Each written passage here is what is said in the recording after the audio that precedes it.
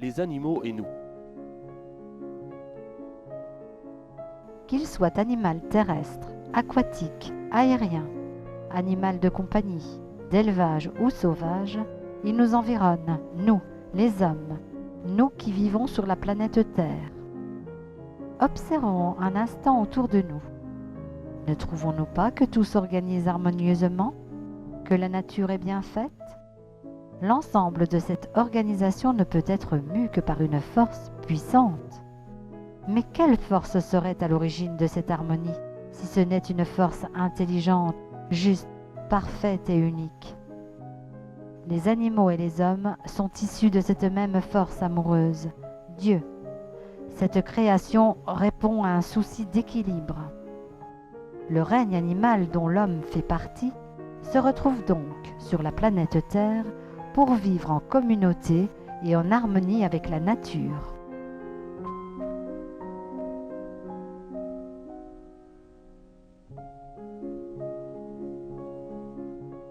Nous sommes tous pareils alors.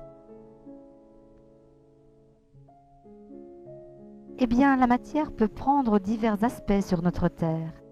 L'esprit s'y incarne et, pour épouser ces différences, indispensables à l'harmonie universelle, il sait s'y incarner différemment. L'esprit de l'animal n'est pas comparable avec celui de l'homme. Ce qui différencie l'animal de l'homme n'est qu'une question de nature.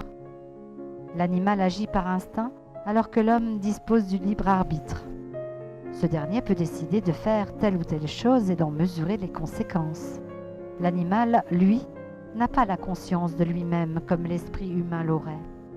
Cependant, certaines espèces comme les mammifères possèdent une individualité alors que l'insecte, le virus ou le microbe échappe à cette réalité. Ces derniers sont plutôt traversés d'une conscience instinctive appelée aussi psychisme collectif, ce qui n'entrave en rien l'idée d'évolution. Ceci étant dit, certains oiseaux et certains poissons peuvent présenter le caractère de l'individualité. La première version du livre des esprits nous explique que chaque espèce évolue suivant les possibilités qui lui sont offertes, en fonction de ce qu'elle possède comme organe de réflexion, en puisant progressivement son intelligence à la source jusqu'à atteindre un niveau de perfection qui lui est propre. Qu'est-ce que la perfection pour l'animal ?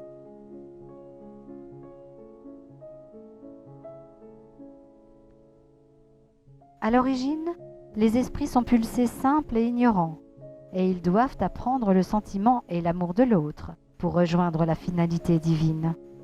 Cet apprentissage s'obtient de vie en vie, aussi bien pour les animaux que pour les hommes. C'est la loi de la réincarnation. Le spiritisme nous enseigne que l'animal évolue, tout comme l'homme évolue. Nous vivons côte à côte et nous évoluons dans le même sens, vers le même chemin, pour un même objectif, celui, au fil des incarnations, d'atteindre la perfection, la pureté, pour rejoindre cette force causale dont nous sommes issus. Cette évolution se fait en parallèle. L'un comme l'autre, nous nous côtoyons sans jamais nous interpénétrer, ce qui explique qu'un homme restera toujours un être humain et qu'il ne se réincarnera jamais en un animal, et vice-versa. Dans la pluralité des mondes, l'animal, au terme de son chemin évolutif, de planète en planète, saura accéder à des formes éthérées. Là, ces deux genres se rejoindront dans la perfection de Dieu.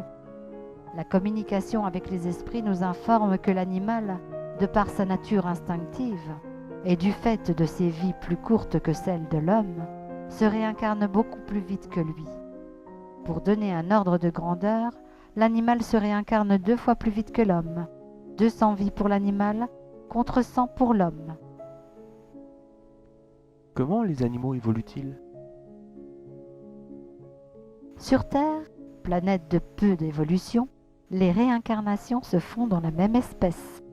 Un chien se réincarnera en canidé, un chat en félin.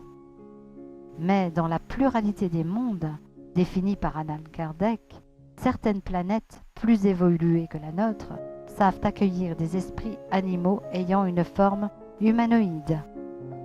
Cette forme est nécessaire pour permettre à l'esprit de communiquer, d'échanger des informations d'apporter une expérience et de recevoir en retour des connaissances. Quel est le rôle des animaux? Les animaux sont indispensables à l'équilibre de la planète. De toute évidence, chacun des règnes reçoit l'un de l'autre dans cette complémentarité voulue par Dieu. Le rôle de l'animal familier est très important quant au sentiment d'amour qu'il apporte à son entourage. Les animaux de compagnie ressentent la bonté qui émane de leur maître et se montrent reconnaissants et joyeux à leur contact. Par contre, un animal maltraité aura une attitude de soumission très marquée. Certains animaux domestiques ont une fonction nourricière comme la vache, le porc ou le mouton. En cela, rien de troublant, puisque ceci correspond à des habitudes alimentaires et à des besoins physiologiques relatifs à la constitution humaine. Cela dit, avec le progrès, l'évolution des êtres et donc des corps, l'homme se nourrira différemment et n'aura plus les mêmes besoins alimentaires, et ceci dans un avenir plus ou moins lointain. En fait, dans l'infinité des univers, les animaux de type nourricier évolueront aussi pour devenir à leur tour des êtres autonomes. Un message nous apprend que les oiseaux ont un rôle essentiel dans l'équilibre harmonieux de la nature. Nous pouvons affirmer que l'oiseau a une fonction bienfaisante sur les récoltes dans la destruction d'insectes nuisibles. Cette fonction ne se limite pas là. Leur chant est une vibration, un mantra naturel, bénéfique à l'équilibre humain. Si ce chant venait à disparaître, nous dit-on, on verrait alors apparaître chez beaucoup d'individus des troubles nerveux et dépressifs. Il en est de même pour le ronronnement du chat, qui possède des vertus calmantes et apaisantes pour les humains qui présentent des problèmes cardiaques. Comment les animaux vivent-ils dans l'au-delà?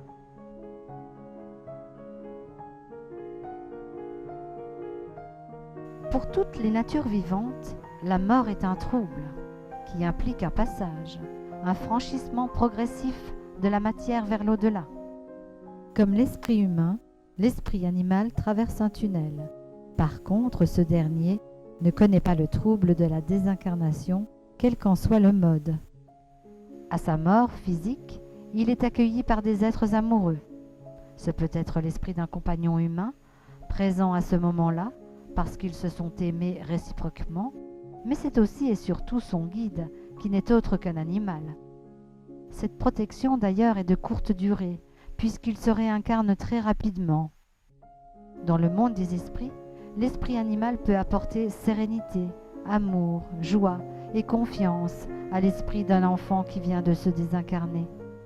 Il peut aussi aider un esprit nouvellement désincarné à trouver le chemin qui mène à la lumière. Pendant sa désincarnation, il peut aussi chercher à atteindre ceux qu'il aime, en leur faisant un signe ou en faisant entendre un cri. L'animal familier peut-il chercher à retrouver ses maîtres? Par amour pour ses maîtres, il pourra choisir de vivre une nouvelle vie à leur côté. Il peut également se réincarner chez des personnes qui n'ont jamais eu de contact avec lui, ce qui a pour but d'éveiller leur conscience sur la complémentarité et la nécessité absolue d'un rapprochement affectif leur permettant d'évoluer de manière équilibrée.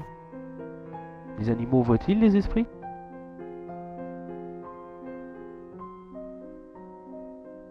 Les animaux possèdent une sensibilité telle qu'ils voient et entendent les esprits désincarnés. L'animal ressent et perçoit le monde des esprits et communique avec eux par télépathie. Nos animaux de compagnie, comme le chien ou le chat, nous interrogent parfois par un comportement inhabituel. On attribue même aux animaux la capacité à ressentir un danger imminent ou même à percevoir la mort d'un proche. N'avez-vous jamais entendu parler du chien qui hurle à la mort au moment du décès de ses maîtres? Eh bien, cette faculté télépathique lui permet de capter la nature environnante et il peut même aussi ressentir les derniers instants de sa vie. Est-ce que les animaux ont d'autres facultés? Oui, Le magnétisme est une faculté inhérente à l'espèce animale. Les animaux pratiquent l'auto-guérison. Ils utilisent aussi le magnétisme pour se soigner mutuellement, par frottement, par le souffle ou par le lèchement. Quels effets l'homme produit-il sur l'animal?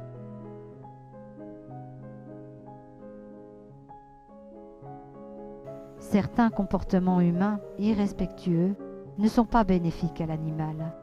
La pollution ou le prélèvement intensif d'une espèce peuvent être responsables de leur extinction. Le rapprochement de l'homme pour certains animaux et les technicités employées pour se rendre au plus près d'eux peuvent provoquer des dérèglements. C'est le cas pour les baleines qui se perdent et s'échouent sur les côtes. Ces animaux sont désorientés et souffrent de ces agressions humaines. Les oiseaux, tels les mésanges, le merle ou le rossignol, sont victimes de l'urbanisation incontrôlée des habitations humaines. Ils ont besoin d'être protégés eux aussi. En conclusion, nous dirons que le monde animal est une nécessité dans l'harmonie de la nature, une nécessité équilibrante, qui n'a qu'une seule raison d'être, vivre au nom de la loi de l'amour. Alors, faisons en sorte qu'il perdure et qu'il vive le mieux possible. Aidons-le dans son incarnation. Aimons-le du mieux que nous pouvons.